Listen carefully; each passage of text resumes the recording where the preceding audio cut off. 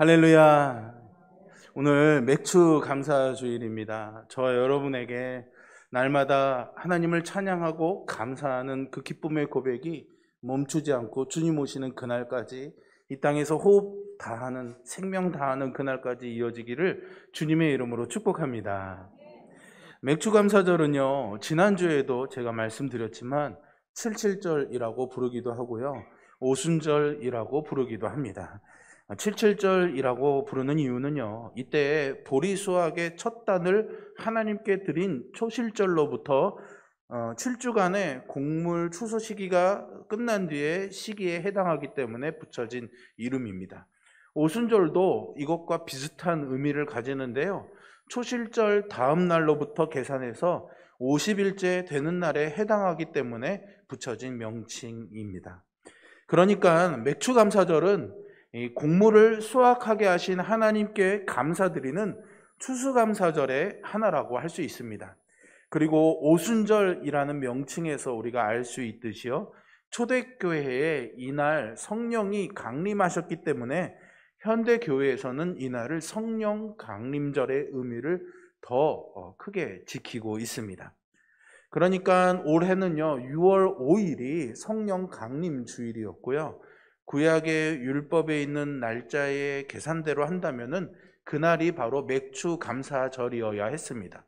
그런데 한국교회는요, 이런 날짜 계산과는 상관없이 7월 첫 주일을요, 맥추 감사주일로 지키고 있습니다. 이런 차이가 생긴 것은요, 한국 교회의 기독교 신앙이 토착화되면서 그 당시에 그런 우리의 문화와 생활, 그런 것들이 반영이 되어서 어떻게 보면 좀 가슴 아린 그런 배경이 있습니다. 과거에 가난하고 힘겨웠던 시절을 대표하는 딱 한 단어가 있죠. 뭔가요, 여러분? 보릿고개. 예, 맞습니다. 보릿고개라는 말이 있습니다. 어려운 춘궁기에 먹을 것이 없어서 힘든 시기를 말하죠. 요즘 아이들은 이 보릿고개를요, 어느 유명한 트로트 가수의 노래 제목이나 유명한 음식점 이름으로 알고 있더라고요. 예. 보리가 익어서 추수했을 때 성도들이 제일 먼저 이 보리 가마를 들고 하나님 앞에 나와서 눈물로 감사의 예배를 드릴 수밖에 없었겠죠. 그러므로 온 교회 성도들에게 힘든 시간을 이겨내고 수확을 거둔 이 맥주 감사절은 정말 최고의 잔치였다 말할 수 있습니다. 한국교회가 7월 첫 주일을 이 맥주 감사 주일로 지키는 전통으로 삼은 것은 이렇게 혹독한 가난을 겪은 우리 신앙의 선배들에게 보리 추수의 기쁨이 너무도 컸기 때문입니다. 누가 시킨 것도 가르친 것도 아니었습니다. 그럼에도 불구하고 매년 자발적으로 너도 나도 이곳저곳에서 시작한 감사가 매년 반복되어 가면서 우리 한국교회의 고유한 감사절기가 된 것이죠. 맥주 감사절은 배고픔을 견디고 수확을 끝낸 그 기쁨 속에서 그 수확을 가능케 하신 하나님께 기뻐하며 감사를 드린 축제였습니다. 동시에 인생의 모든 것은 여호와께로부터 말미암는다라는 사실을 다시 한번 재무장하는 심정으로 일상의 모든 생활을 잠시 멈추고 하나님을 향한 자신의 신앙을 재무장하는 날이기도 합니다. 그러니 지금 우리도요, 이 맥주 감사주의를 맞을 때마다 감사함으로 하나님 제일주의, 그런 신앙을 재무장할 수 있는 그런 은혜가 있기를 바랍니다. 지금 우리가 보릿고개를 겪는 것도 아니고요, 농사를 짓는 분들도 많지는 않죠. 하지만 지금 나의 인생에 필요한 것들을 어떻게 공급받고 있는지, 또한 거기서 얼만큼을 추수를 했는지를 돌아봐야 하는 시간이라고 생각됩니다. 육신뿐만이 아닙니다. 육신의 추수와 함께 영혼의 추수, 곧 우리가 복음 전하고 영혼 구원하는 일에 얼마나 많은 수확을 얻었는지도 돌아보는 시간이 되었으면 좋겠습니다. 이렇게 하나님은요, 우리에게 우리가 생각한 것보다 넘치는 은혜를 주시는 분이시고 언제나 우리의 감사에 합당하고 그 이상의 은혜를 주시는 아버지이신 줄로 믿습니다. 하나님은 자녀된 우리들이 그 하나님의 은혜를 받아서 이 땅에서 복 있는 삶을 살기를 원하십니다. 세상의 부모들도 그렇지 않습니까? 모든 부모들이 다 자녀가 잘 되기를 원합니다. 제가 신년 기도 제목을 받을 때나 가정의 신방에서 기도 제목을 물을 때에도 대부분의 성도님의 1번 기도 제목은 다 자녀들을 위한 기도의 제목들입니다. 그만큼 자녀가 잘 되기를 바라는 마음이 크죠. 그래서 자녀의 행복을 위해서라면 할 수 있으면 좋은 것을 입히고 먹이고 그리고 가르치려고 하죠. 심지어는 자신을 희생해 가면서까지 자녀의 행복을 위해서 헌신합니다. 또한 자녀의 행복을 위해서는 힘들고 어려운 길이라고 할지라도 그 길을 가라고 권면하지요. 그리고 그 길에서 힘들어하지 않도록 어떻게든 도우려고 애쓰는 것이 부모의 마음이라고 생각됩니다. 하나님께서도요, 하나님의 택한 백성들이 잘 되도록 하기 위해서 힘들고 어려워도 꼭 가야 할 길을 가르쳐 주시고 또 그 길을 가도록 도우셨습니다. 하나님께서는 이렇게 이스라엘 백성들이 복받는 백성이 되도록 이 야훼 하나님 신앙을 잊어버리지 말라고 그들에게 몇 가지 장치, 도구를 주셨는데요.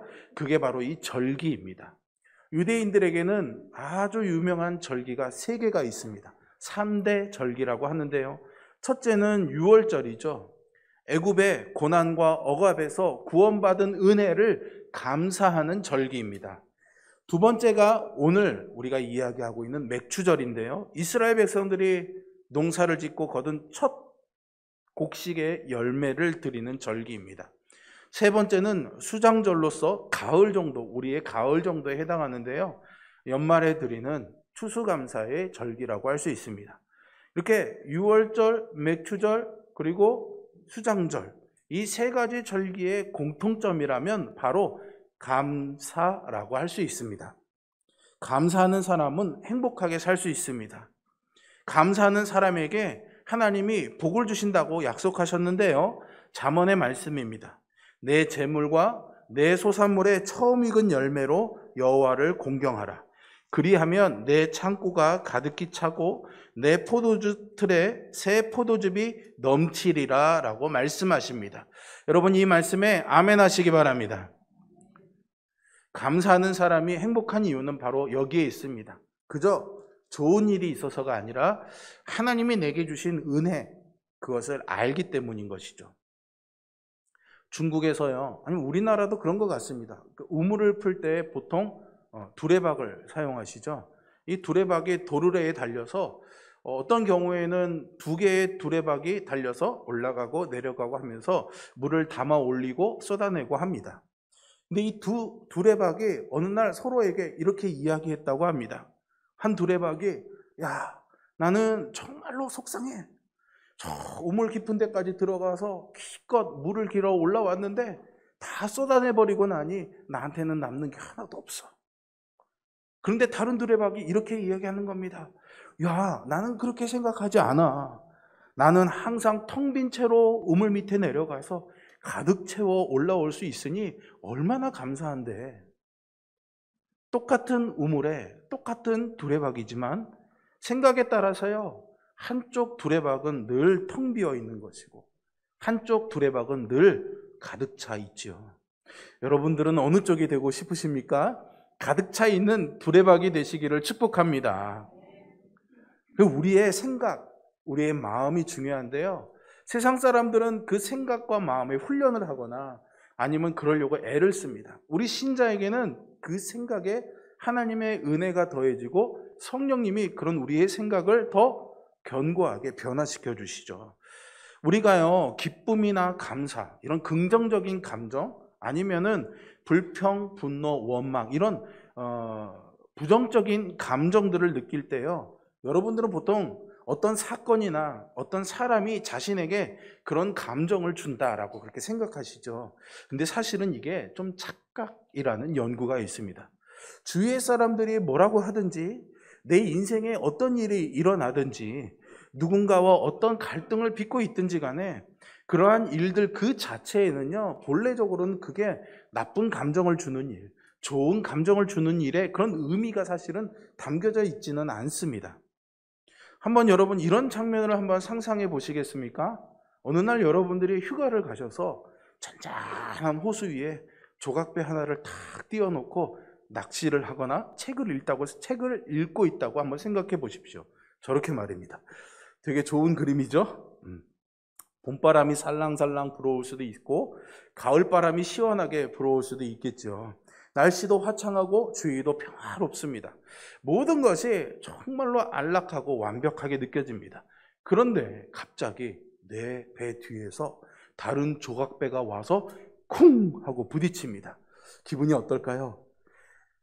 배가 몹시 흔들리고 나의 평화로운 감정이 깨지고 행복한 감정이 흔들렸으니 그것이 불쾌와 분노의 감정으로 바뀌게 되겠죠.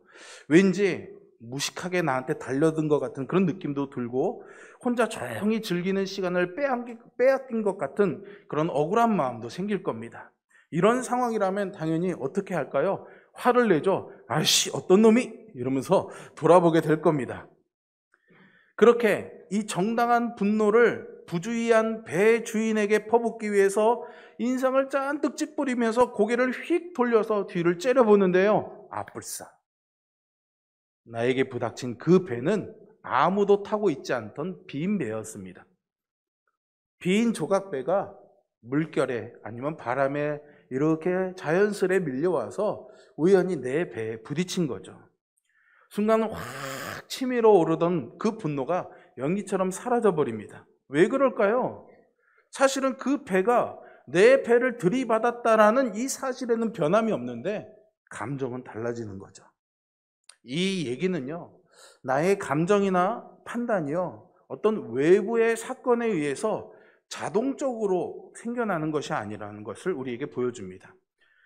그 사건에 대한, 그 사람에 대한 어떤 나의 순간적인 해석, 그리고 그것을 어떻게 이야기해내냐 하는 스토리텔링, 이것이 긍정적이거나 부정적인 감정의 원인이 되는 거죠.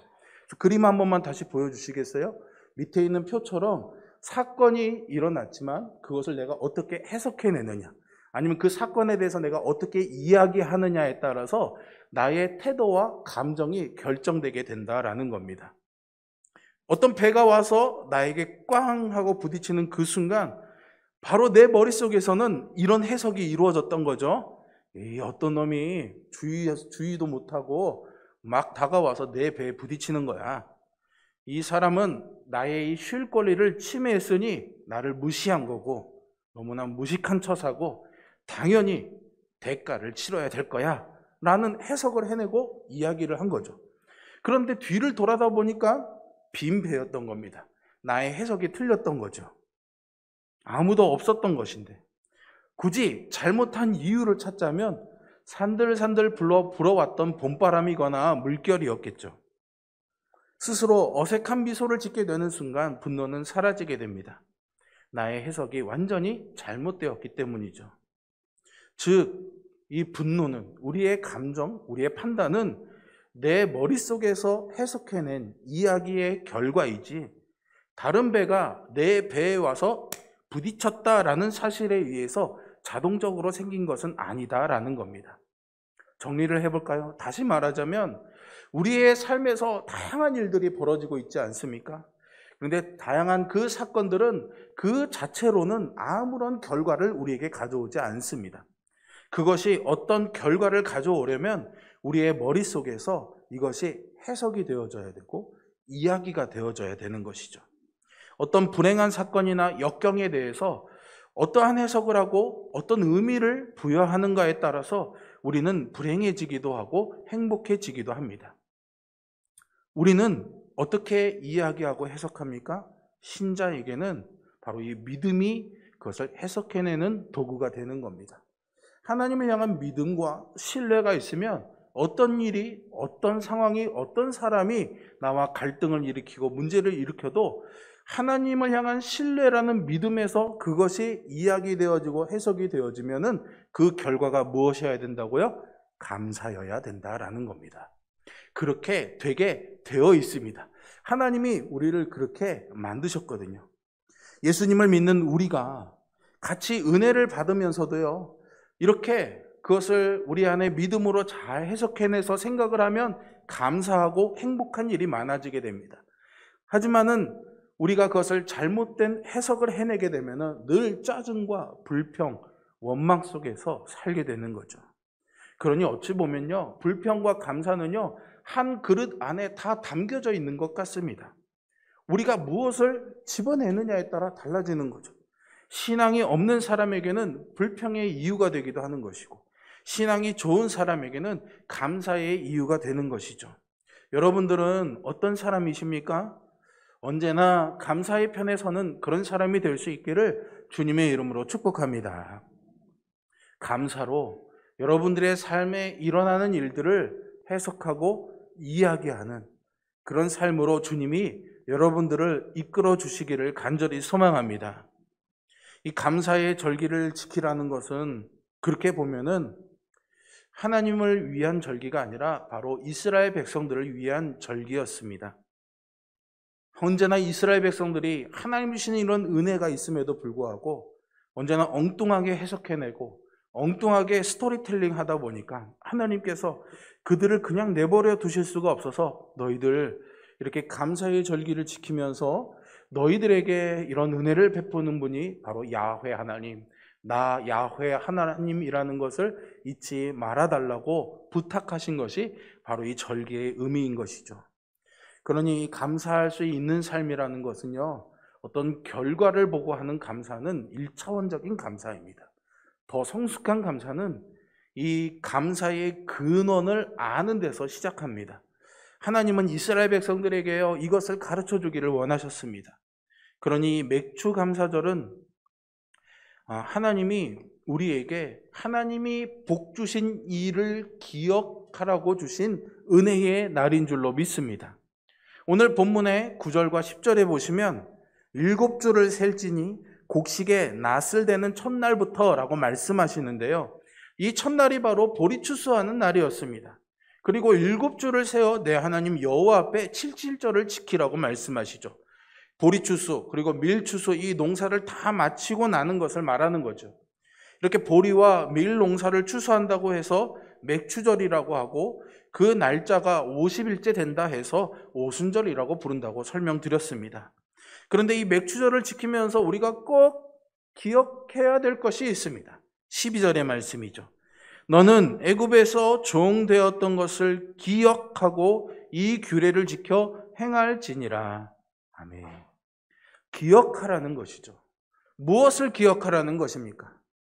나는 애굽에서 종살이 하던 사람이었다라는 것을 기억하라는 것입니다. 종이었기 때문에 누릴 수도 없었고 가질 수도 없었고 사람답게 살 수가 없었던 겁니다.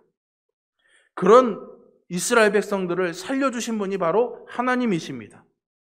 그러니 이것을 기억하고 다시는 종처럼 비참하게 살지 않으려면 하나님께서 주신 이 감사의 절기, 맥추절을 지키며 그 하나님을 기억하며 지켜 행하라고 말씀하신 거죠.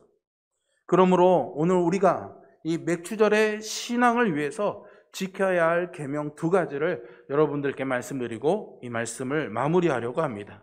첫 번째는요, 이제 자유인이 되었으니 불평하는 삶보다는 감사하는 삶을 살라는 것입니다. 여러분, 노예가 할 수 있는 일이 뭐겠습니까? 불평밖에 없지 않을까요? 그러나 자유인은요, 그 자유를 가지고 감사할 수 있습니다. 우리는 이 맥주 감사주의를 맞으면서요, 잊어가던 희미해지던 감사를 다시 찾아야 합니다. 그러니 이 감사절은 감사하는 마음의 훈련이며 원숙한 신앙의 상징이기도 합니다. 맥주절을 지키는 것은 얻은 것의 첫 열매를 감사하는 것이고, 후손들에게는 하나님을 통해서 우리의 생활이 풍요로워진다는 것을 기억하도록 가르쳐주는 기회인 것이죠. 그런데 오늘 우리의 사회를 보면은 나라도 없고 민족도 없고 심지어는 형제, 부모도 없는 이기주의자들의 장터와도 같습니다. 이런 상황이 우리를 불행하게 만들고 있는 것이죠. 그러나 감사의 생활은요, 우리를 풍요롭게 하며 우리의 삶을 행복하게 합니다. 그러므로 여러분, 이것을 잘 기억하시면서 불평보다 감사할 수 있는 그런 삶을 사시기를 바랍니다. 우리가 이렇게 맥주 감사절을 지킨다는 것은 나의 삶이 하나님으로부터 말미암았다는 그런 신앙인의 고백인 것입니다. 여기에 바로 우리가 행복해지는 비결, 복받는 비결이 들어 있습니다. 사랑하는 성도 여러분, 불평하는 삶보다 감사하는 삶을 사는 믿음이 여러분들에게 있기를 주님의 이름으로 축복합니다. 감사하는 사람들은 점점 더 풍족한 삶을 살 수 있지만 원망, 불평하는 사람들은 자꾸 없어지고 빼앗겨 결국은 불행하게 살 수밖에 없습니다. 제가 여러분들에게 계속 생기고 풍요로워진다는 것이 물질의 차원도 포함하는 것이지만 그 이상의 것이라는 것을 여러분들이 잘 아실 겁니다. 저와 여러분이 이런 감사로 더 복받고 승리하는 그런 삶을 살 수 있기를 다시 한번 주님의 이름으로 축복합니다. 두 번째는요, 맥추감사절의 계명으로 재물보다 하나님을 선택하라는 것입니다. 농사를 지어서 결실을 얻는 것은 하나님이 도와주셔서 결실을 얻는 것입니다. 이렇게 여러 가지 소일거리로 농사 짓는 분들은 꽤 있으시니까 아시지 않습니까? 열심히 우리가 씨를 심고 잡초를 제거하고 약을 주고 관리를 잘 해줘도 비가 오지 않으면, 해가 적절하게 비춰지지 않으면, 즉 하늘에 도우심이 없으면은 결실을 거둘 수가 없습니다. 그러므로 하나님을 선택하는 것이 사실은 결실을 거두는 믿음이요 복이 되는 길이죠. 하나님께서요 아브라함을 믿음의 사람으로 칭찬하셨습니다. 그리고 이 아브라함의 믿음을 보시기 위해서 그의 아들인 이삭을 바치라고 하시죠. 왜냐하면 그 이유는 아브라함이 자신의 모든 소망을 아들 하나 얻기를 바랄 때에는 하나님께 두었지만 아들을 얻고 나서는 그 아들에게 두고 있었기 때문에 하나님께서 아브라함을 시험하신 겁니다. 그때 아브라함이 어떻게 했습니까? 하나님, 내 인생의 복이 이 아들을 통해 주시겠다는 약속이라는 것을 나는 믿습니다. 그러니 내 인생의 복은 이 아들을 통해서 주시는 것은 믿지만 하나님에게 있다는 것을 나는 믿습니다 라며 하나님을 선택하며 순종하죠. 이런 아브라함에게 하나님은 아들을 대신할 어린 양을 준비해 주셨고 그에게 더한 복을 허락해 주셨습니다. 맥주절은 이렇게 하나님께 믿음의 시험을 받는 날이기도 합니다. 재물이냐 하나님이냐 둘 중에 하나를 선택하는 날이죠. 그러므로 우리는 하나님을 선택할 수 있는 믿음을 가져야 하겠습니다. 그렇게 예물을 드리는 신앙인에게 하나님이 약속하신 것이 있어요. 출애굽기의 말씀인데요, 내가 이방 나라들을 내 앞에서 쫓아내고 내 지경을 넓히리니 내가 매년 3번씩 여호와 내 하나님을 뵈려고 올 때 아무도 내 땅을 탐내지 못하리라 약속하십니다. 하나님의 말씀에 순종해 절기를 지키고 예물을 드리면 하나님께서 악한 세력도 물리쳐 주시고 우리의 지경을 넓혀 주신다라는 거죠. 여기서 지경이 넓혀진다라는 것은요, 우리가 땅을 많이 산다는 이야기가 아닙니다. 내 삶이 하나님이 다스리시는, 하나님이 통치하시는 그 부분이 더 많아진다라는 의미죠. 하나님이 내 삶에 더 많은 것을 다스리게 되면 하나님이 그만큼 더 많이 내 삶을 책임져 주시는 분이 될 줄로 믿습니다. 인간의 지식과 노력, 수고를 가지고 안 들고 어려울 때 낙심하지 마시고 하나님 앞에 도움을 구하시기를 바랍니다. 그러면 나의 통제로 어찌할 수 없는 삶의 영역이 하나님의 지경이 되어서 하나님이 책임져 주실 줄로 믿습니다. 인생의 성공이 어디 있을까요? 많이 가졌다고, 많이 배웠다고, 많은 권세를 누렸다고 성공한 것일까요? 다 부질없는 것이라고 우린 잘 알고 있지 않습니까? 문제는 얼마나 감사할 수 있느냐, 얼마나 충만한 감사 속에 살고 또 감사로 생을 마감할 수 있느냐, 이것이 그 사람의 성공을 가늠할 수 있는 잣대라고 저는 생각합니다. 우리에게 그 마음이 풍성했으면 좋겠습니다. 왜 우리에게 자꾸만 이 감사가 희미해지고 사라지는 걸까요? 못 가져서 그러는 걸까요? 가난해서 그러는 걸까요? 여러분들 한번 생각해 보세요. 옛날에 비하면 그래도 우리가 지금은 더 많은 것을 가지고 살아가지 않습니까? 옛날만 해도 선풍기 하나 달달달달 돌아가는 예배당에서 땀 닦아가며 여러분들 예배 드렸잖아요. 그러나 지금은 시원한 에어컨 바람 아래서 예배 드리지 않습니까? 이 정도면 감사한 거 아닐까요, 여러분? 그럼에도 불구하고 만족이 없고 기쁨이 적고 행복한 마음이 적어지고 있습니다. 이유가 뭘까요? 한마디로 내가 가지고 지금 누리고 있는 것들에 대한 그 소중함을 모르기 때문입니다. 감사의 마음과 행복이란 적은 것을 가지고도 자족할 줄 아는 데서 시작합니다. 오늘 여러분들께 맥주절 신앙의 계명에 대해서 말씀드렸습니다.